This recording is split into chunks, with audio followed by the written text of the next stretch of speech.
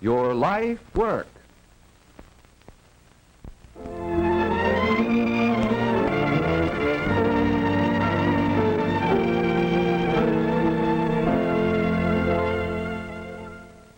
Great buildings are constructed of stone, concrete, brick, steel, and other materials in addition to wood.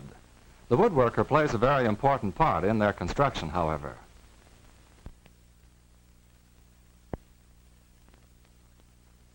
Carpenters erect the scaffolding, which is an example of rough carpentry and does not require a high degree of accuracy or tool skill.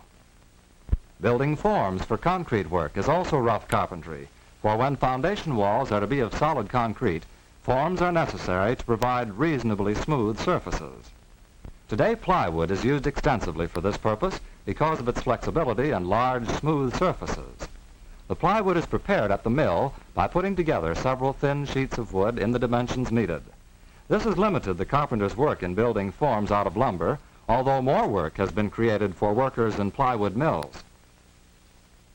On many smaller buildings, the forms for concrete pouring are still made from common lumber and provide work of rough nature for the local carpenter.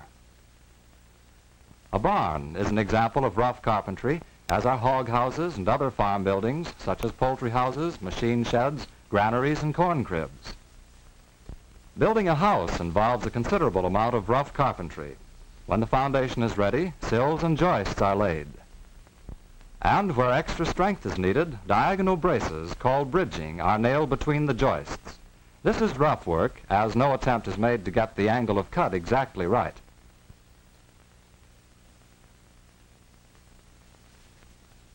The rough floor is then laid over the joists, forming what is commonly called the platform or deck. Upon this platform are erected the outside walls. As they are framed, openings are provided for doors and windows. The outside is covered with material called sheathing. This may be wood or one of numerous insulating materials, the purpose of which is to keep the house warm in winter and keep the heat out in hot weather. As the outside finish is applied, the door and window frames are set. The inside walls, which form the partitions, are erected.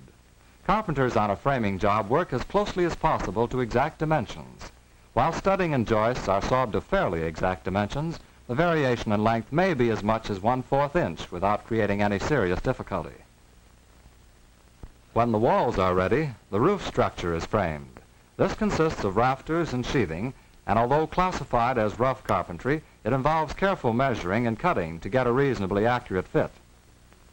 When the roof covering is completed, the inside work may progress regardless of weather.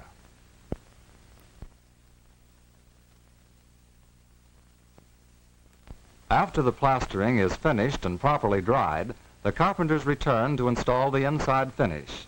This requires very careful, accurate work in order that all parts will fit exactly. Certain fixtures, such as stairs and cabinets, are usually built at the mill, but their installation on the job requires skill and judgment. The carpenters lay the floor, usually of hardwood, over the rough flooring. Doors are made to fit exactly before they are hung. Usually they have been made by machine and assembled at a woodworking mill.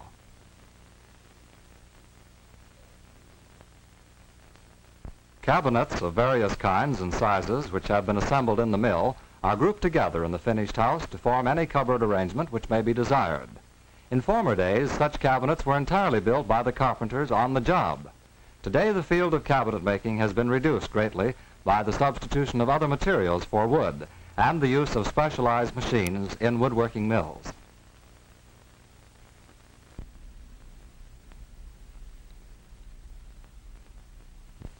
For the most part, the men in the mills are machine operators rather than woodworkers, although they do work with wood.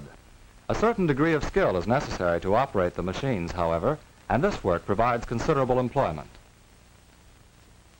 In the assembly departments, the workmen put together window sash as well as doors. If the machine work has been done properly, the assembly usually goes along without difficulty. However, just a slight variation in the size of a piece or swelling of the wood due to excessive moisture in the air may cause problems which require considerable judgment and skill to solve. In the stair building department, special orders, which vary from stock designs, create problems which require ingenuity and some creative ability on the part of the stair builders. Consequently, this is a very high type of work, and only woodworkers with great skill and long experience are entrusted with it. To those well qualified, it offers a very satisfying occupation. In the woodworking field, there are jobs for workers of all degrees of skill. If you prove your ability to take on extra responsibility, you may become a foreman or an inspector.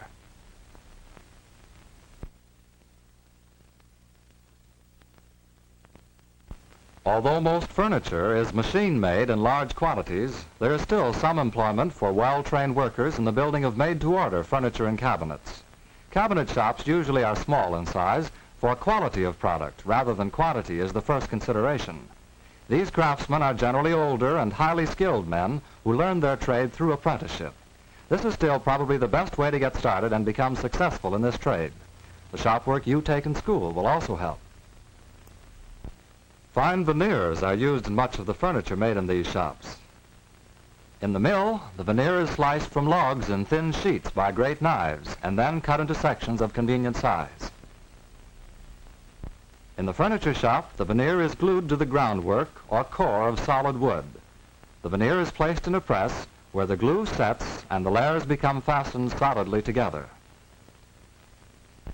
Effects of great beauty are obtained by using veneers, and this work calls for skill and true artistry in selecting and combining various woods and veneers. Craftsmen such as these are able to perform many different operations in the shops, even to finishing the furniture with stain and varnish. Fine furniture making is a fascinating field, but one which is somewhat limited because the higher cost of skilled handwork reduces the market for such articles.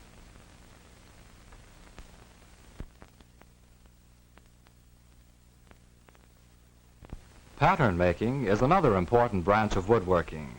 This wooden pattern of a flywheel, for example, is necessary in forming a hollow mold in sand into which molten metal is poured to form this metal casting.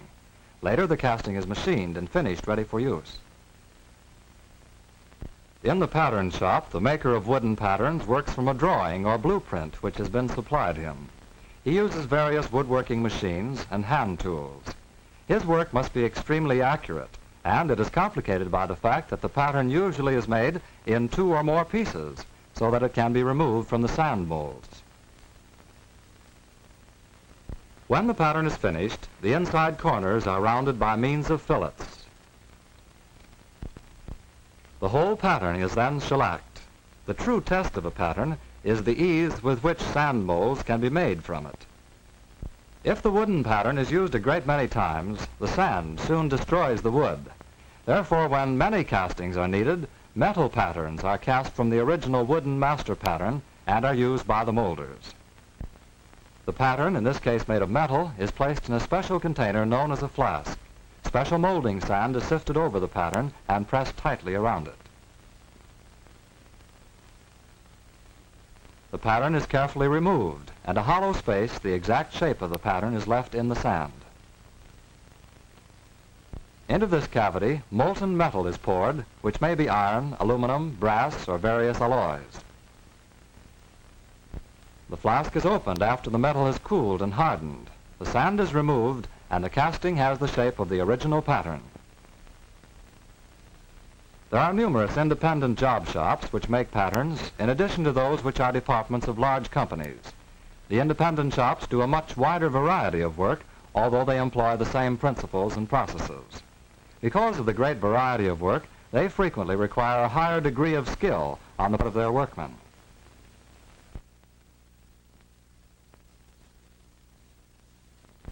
The majority of contractors have come up through the carpentry field, and owners of mills, cabinet shops, and pattern shops are usually masters of their trades. So there is the possibility of a business of your own. Young men are getting a start today as apprentices or as carpenters' helpers. Practice on the job, accompanied by further training in evening or correspondence schools, should result in progress in an interesting occupation. But success in this field, as in all others, requires hard work and study. If you are interested in any phase of woodworking, investigate it thoroughly and and learn carefully the basic tool processes as taught in your school woodworking shop. It is the use to which you put the tools that counts, and this requires training of the mind.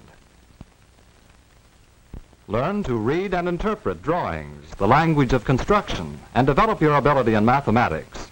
The sciences you study in school will also be a help to you. Spend as much time as possible in your own woodworking shop at home. Use your spending money to build up a set of tools and to buy material with which to work. If you can make woodworking a successful hobby, you have a good chance to make it a successful occupation.